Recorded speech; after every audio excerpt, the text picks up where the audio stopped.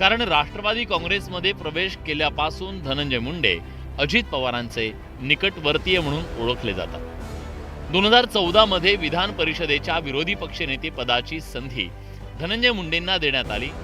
पवार फडणवीसांच्या 70 तासांचं सरकार सत्तेत येण्यात सुद्धा धनंजय मुंडेंची भूमिका मोठी होती।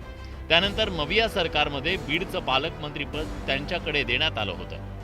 तर अजित पवारांसह महायुतीच्या सरकारमध्ये सामील झाल्यानंतर धनंजय मुंडेंकडे कृषी खातं देण्यात आलं होतं। धनंजय मुंडेंनी हा सगळा राजकीय पल्ला अजित पवार यांच्या सहकार्यानं गाठला। मात्र आता अजित पवारांच्या शेजारी पंकजा मुंडे बसल्यानं नेमकं झालं तरी काय असा प्रश्न निर्माण झालाय। धनंजय उशिरा आला तर ती खुर्ची रिकामी ठेवायची का अजितदादांच्या? तर मंत्री लिहिलेलं होतं, तिथे लिहिलं नव्हतं मंत्री धनंजय मुंडे, मंत्री लिहिलं होतं मी मंत्री आहे, बसले तिथे। अजितदादांनी सांगितलं, मग धनंजय उशिरा आला मग तो बाजूला बसला। एवढं त्याच्यात काही केस पाडण्याची आवश्यकता नाही। पंकजा मुंडेंनी बैठकीतल्या आसन व्यवस्थेवर स्पष्टीकरण दिलं।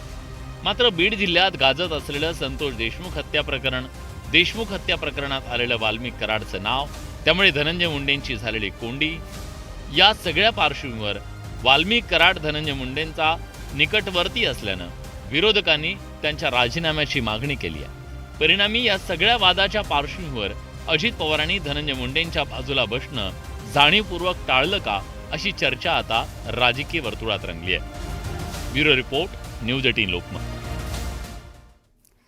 आणि